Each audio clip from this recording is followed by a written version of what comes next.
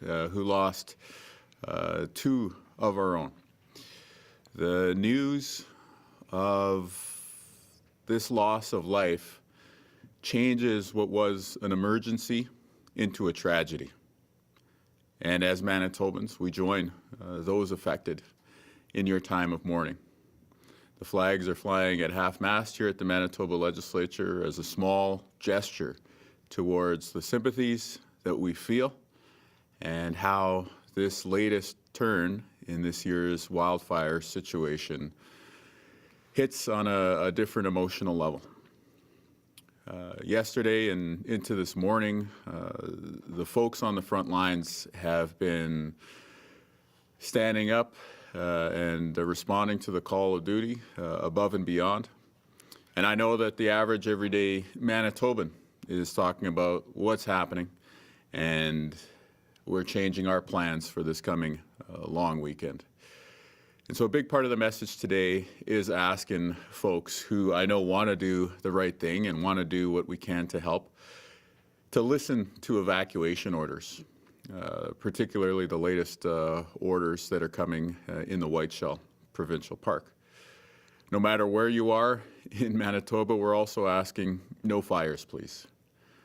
Any fire that goes out of control, even in an area that's not dealing with wildfire, could potentially pull resources away from the front lines where we urgently need help. And of course, you know, May Long is often a special time. This will be a May Long where we're asking for rain, maybe unlike other years. But whatever we can do to ensure that emergency services and first responders can help respond to the very serious situation in Manitoba right now are things that we can do as the average everyday Manitoban to help make a difference for our fellow provincial citizens through their times of need right now. When we're talking about the situation and the current state of play, there were additional evacuations last night. The community of Woodridge, just I guess south of the Sandylands area in Manitoba, was evacuated. It's about 300 people that we're talking about here, which means that today, just looking at the amount of people registered, it's over 1,000. That is probably a low number because not everyone has registered with your local reception centers. But we do ask folks, if you are out, to please register. It helps us more than anything to be able to account for people when it comes to safety. But also, very importantly, it helps to make sure that people are going to get the emergency social services and other supports that you need while you're out of your homes. At the same time that we have more than 1,000 Manitobans out of our homes, in Winnipeg and other communities in southern Manitoba, we're also hosting more than 1,200 people from Ontario.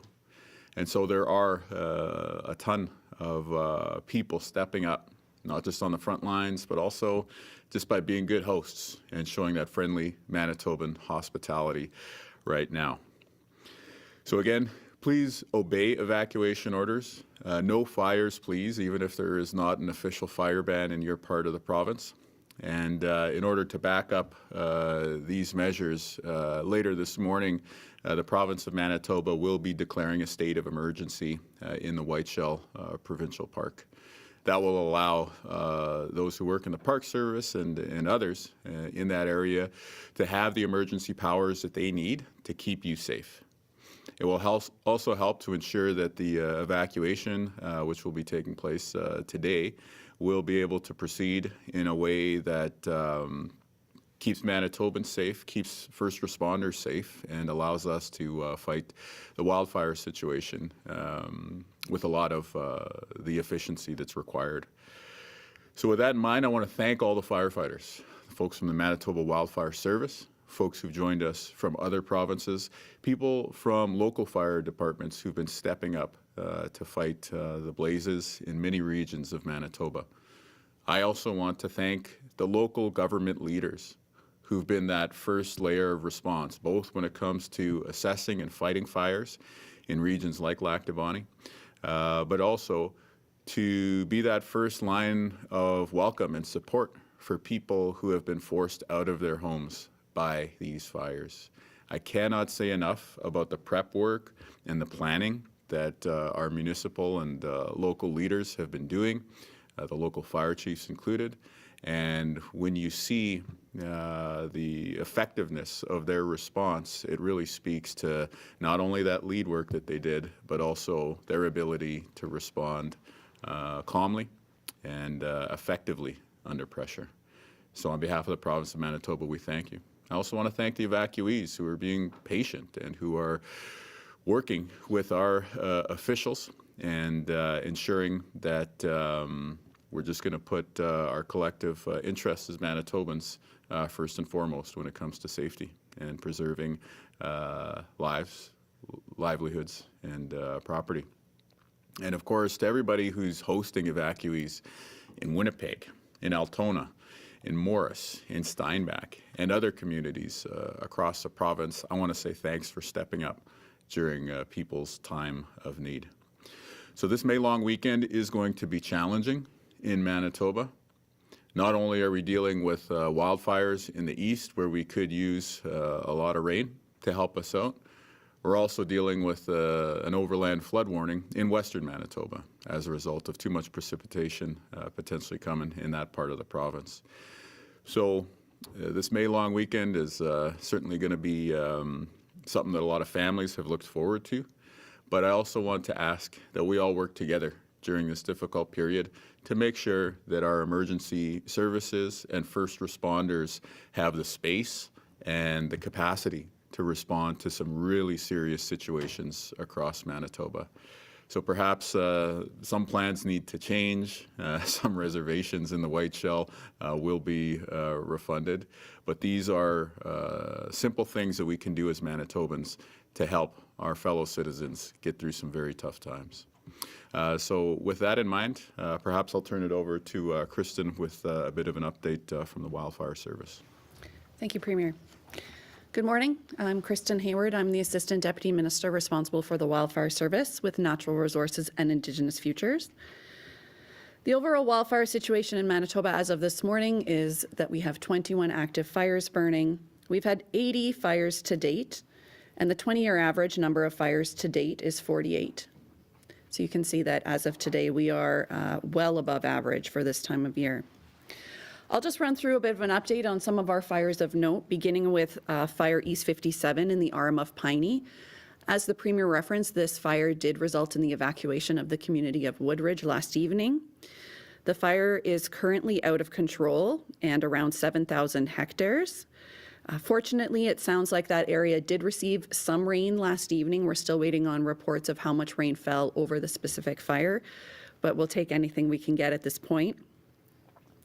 Moving on to, I'll go in numerical order, so Fire 61 near Bird River. Again, very active fire yesterday. At yesterday's press conference, I talked about the intensity of this fire. It remained very intense throughout yesterday. Thick smoke was really hampering our efforts to get on top of the fire with air support, so we shifted our focus to value protection efforts for the properties where it was safe for us to get in and do that work. That fire is still expected to be over 100,000 hectares. I don't have a current updated map on the size of that fire for you this morning. Fire 62 near Lac de Bonnie is still listed as out of control at about 4,000 hectares. Crews have been able to make good progress on that fire. It hasn't been as intense as the Bird River fire, so we are able to put a lot of resources on that and make good progress, but I will still remind folks it is out of control and an active wildfire zone, and we need people to stay out of the area. And then finally, Kenora 20, which we are going to be numbering in Manitoba as East 63. That's the fire near Ingolf, Ontario. Ontario's map shows the fire is about 23,000 hectares. It is out of control. The focus on both sides of the border has been on value protection. Ontario has been doing value protection of properties there for a number of days. On the Manitoba side, on the White Shell, we are doing assessments of which properties need to be protected and deploying resources in collaboration with the Office of the Fire Commissioner to start some of that work. The fire has crossed the Manitoba border. I don't have, at this point in time, an update on exactly how far into Manitoba it moved overnight last night, but that information can come out throughout the day. And then finally, I'll just mention, we currently have 40 firefighters from BC in the province. They've been deployed to the West 4 fire at the Paw and OCN. There is still some important work that needs to happen on that fire to ensure that any hotspots are taken care of. So crews are finishing up some of that work right now. If there is an opportunity to redeploy some of those staff to the eastern region, we are certainly looking at doing that. We are grateful to BC for their support. And yesterday, we also made a request through the Canadian Interagency Forest Fire Centre for an additional 80 firefighters to come to Manitoba. We are hopeful that we will be receiving those from across Canada. All jurisdictions participate in that resource exchange, but I don't have any details at this time on confirmation of how many or where they will be coming from. Thank you. Thanks. Well, we'll go to Christine with an update from emergency measures. Thank you, Premier. So Manitoba EMO does continue to coordinate response with local authorities, provincial and federal partners. We have deployed regional emergency coordinators to the RM of Alexander, Lac-du-Bonny, and the RM of Piney to provide support to those local authorities in coordinating their response. Today, we have announced closure of the Whiteshell Provincial Park to come into effect at 9 a.m. Everyone will need to be out by 1 p.m. today. So we are asking Manitobans to please cooperate with park officials and local authorities in exiting the park at 1 p.m. Please listen to their directions. And we are asking Manitobans to please provide space to those responding to this event. Like we said, this situation is very dynamic. We are asking Manitobans to monitor messaging from local authorities and to heed their advice and direction and not delay responding as they direct you to. Thank you. All right, thanks to you both. We can open it up to questions in the room here. Monsieur Kinew, quel est votre message pour les familles et les personnes affectées par les feux? Bien, premièrement, je suis très désolé de ce qui est arrivé. Toutes nos condoléances sont avec les familles et puis les amis qui ont perdu ces personnes. Et puis, en tant que le premier ministre du Manitoba, quand on perd de la vie, ça change une situation d'une situation d'urgence à une tragédie. With 2 people losing their lives, and we're hearing other stories of people leaving these areas and having very close calls, should evacuation orders, or could have they been issued sooner? I think the first thing that comes to mind is, as I just said in French, what comes to mind is that, when you lose lives, it changes the situation from an emergency to a tragedy. And when we have local leaders stepping up and declaring that an area needs to be evacuated, when you have firefighters going into areas like that and putting themselves in danger, I think it's very, very important for the rest of us as Manitobans to show respect for that work and to just give the space for that to proceed. And so I think the big message that we have here today is this is a really serious situation we're in Manitoba right now. And the average person I know wants to help. How can we do so? Let's just follow the orders, work with officials, whether they're provincial or local government officials, and make sure that we're doing what we can to keep each other safe. Why weren't evacuation orders sent out to people's cell phones? I mean, I know some of these areas won't have cell service, but is that something that could have been done in a situation? That is a tool that has been part of the discussion of being used. When we talk about the response, we're talking about following a plan that has been set up and drilled and practiced.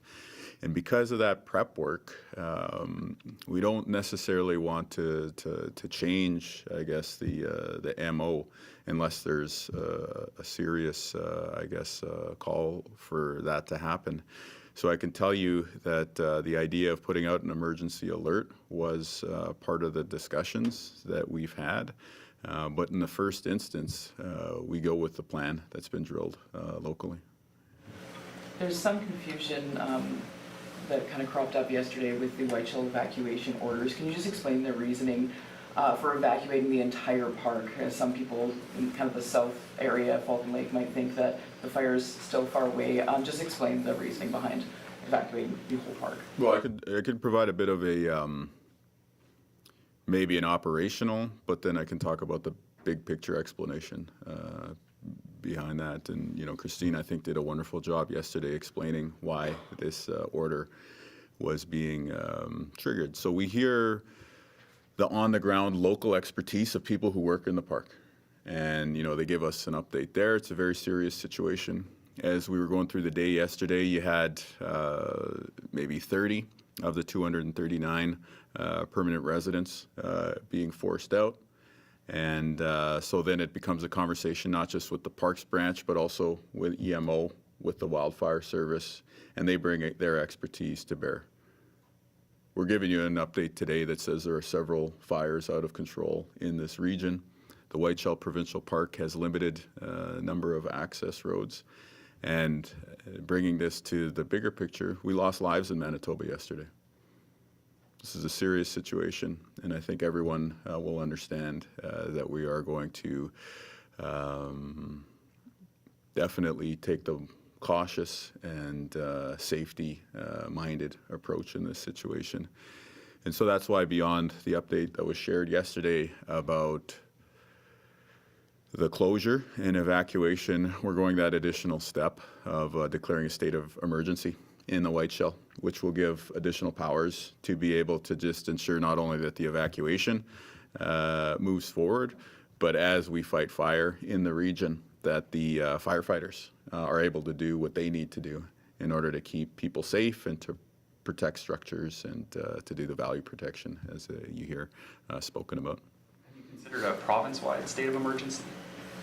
Everything's always, open in terms of tools in the toolbox, but at this point, we have the tools that we need to respond.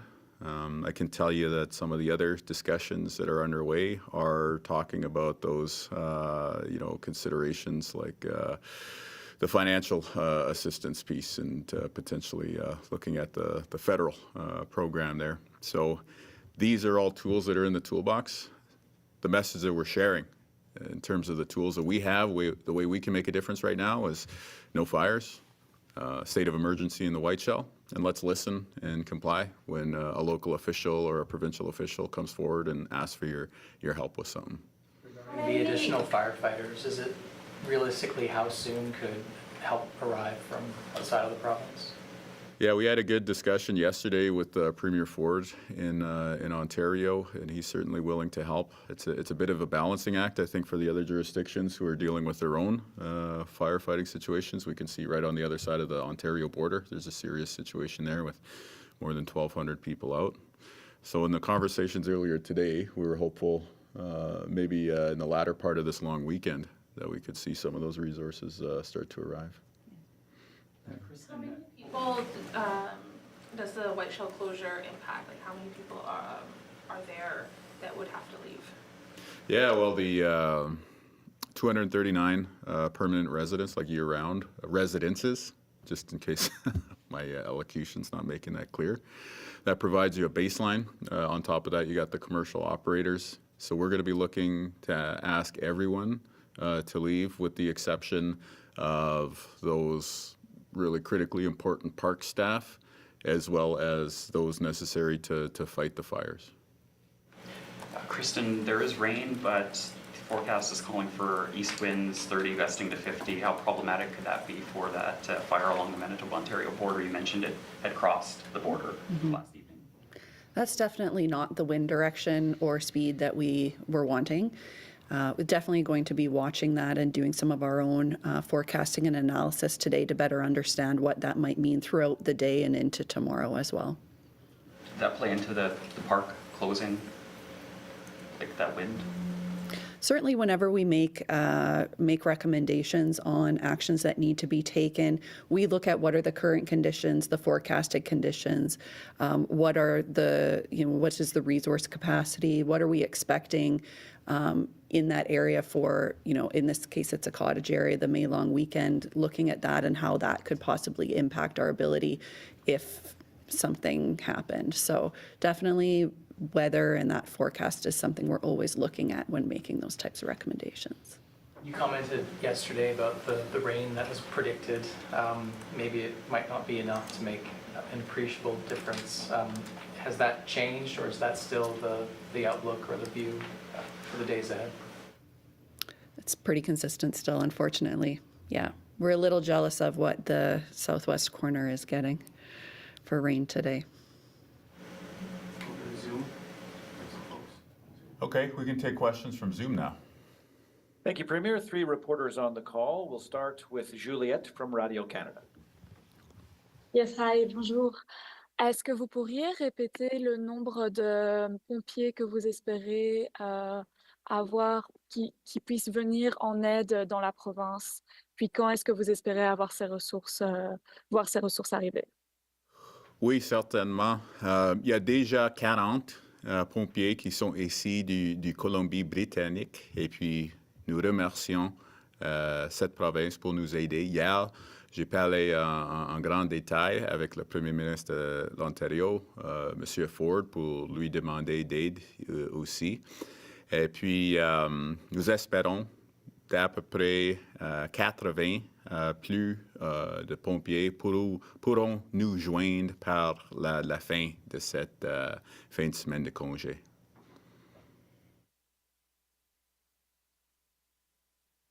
Okay, Juliette, did you have a follow-up? All good for me, thank you. Okay, merci. Moving next to the Brandon Sun and Alex. Hi, you had mentioned Altona, Morris, and Steinbach were places that evacuees are going, but is there anywhere else that people are going to, and what's being done to make sure they're safe and taken care of in a new place?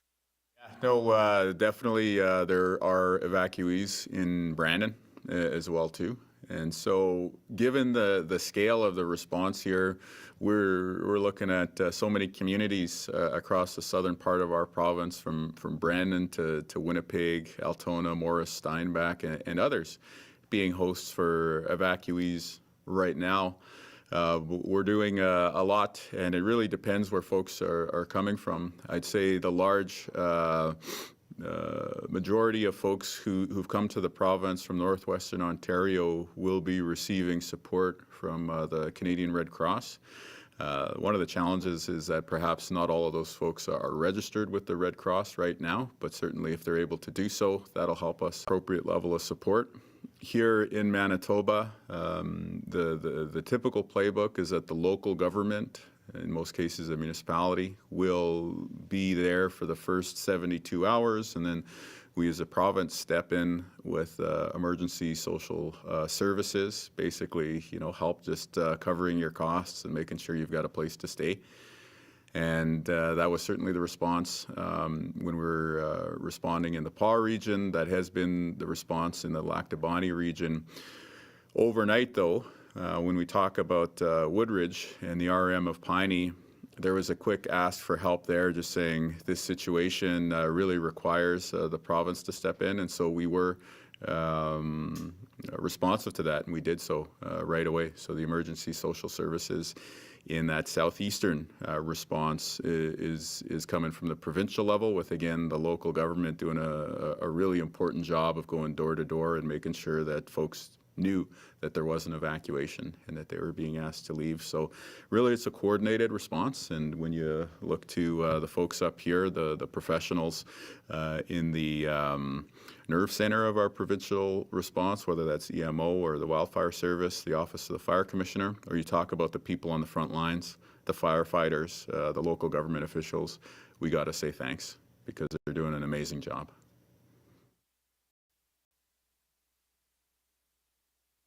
Do you know? Follow-up? Yeah.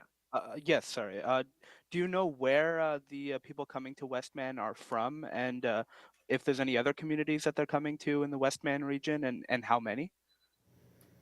Well, at this point, we'll be providing a couple more updates over the course of the day. One of the situations we're dealing with is that people are still in the process of registering. So we'll definitely provide more information as we can. I don't know if you have any specific details to add there, Christine. More information will come as we learn more and as more people register. Okay, we'll close things off with the Globe and Mail, Timur Durrani.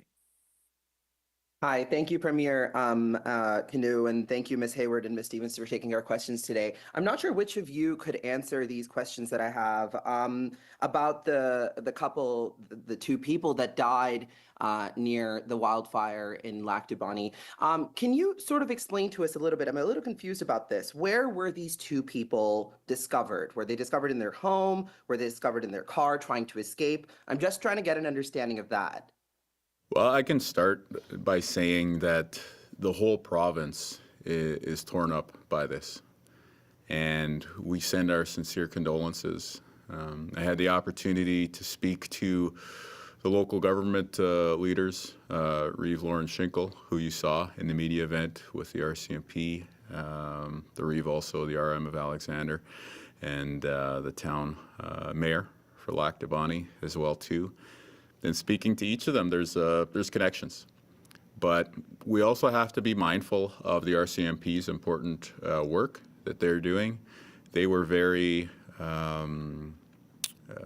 judicious about the information that they shared yesterday, and I think we need to respect that. So certainly the whole province mourns alongside this family and friends and community who are grieving at this time.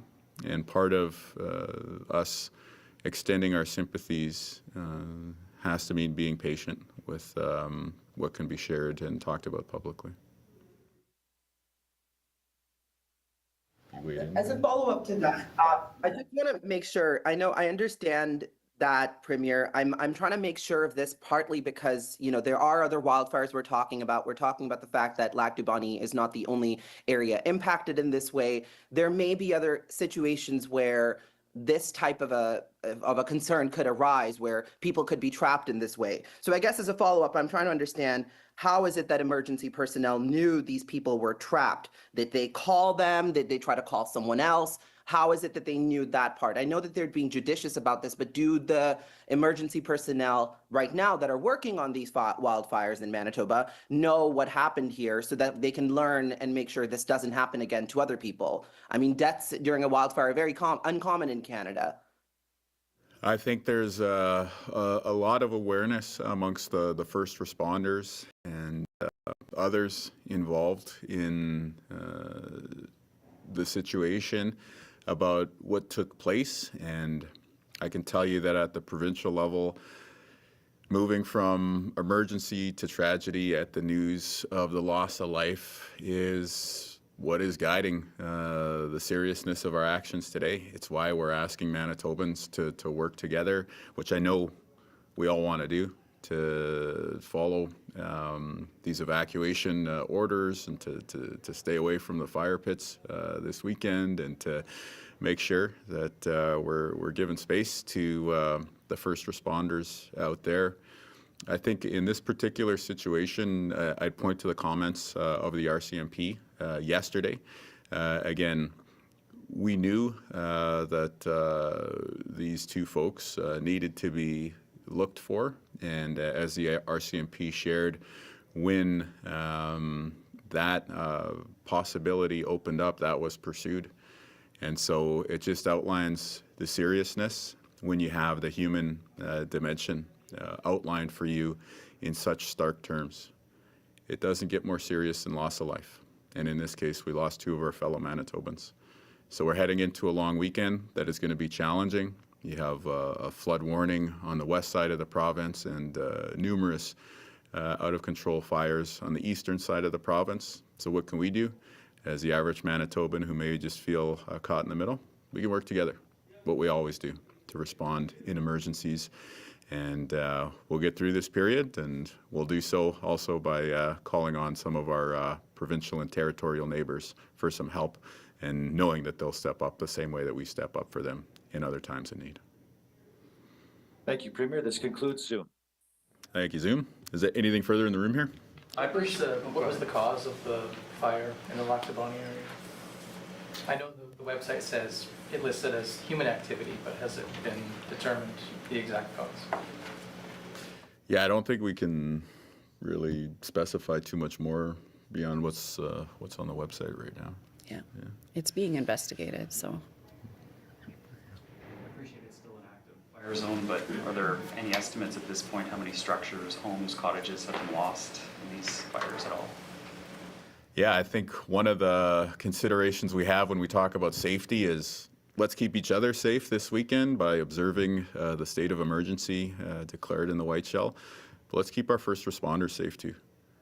And part of what that means is because the firefighting situation is so serious, we want to make sure that all of our wildfire firefighters as well as the local firefighters are being kept safe. And so there's an awareness that there's a lot of structures that have been lost. There's a pretty good idea of where those are, but it's not yet safe for us to be able to get in and get that full count. Yeah. Just Any clarifying additional- what you've, oh, sorry. Any additional detail, I know we're still waiting on autopsies, but any additional details you can provide about the 2 people that were found?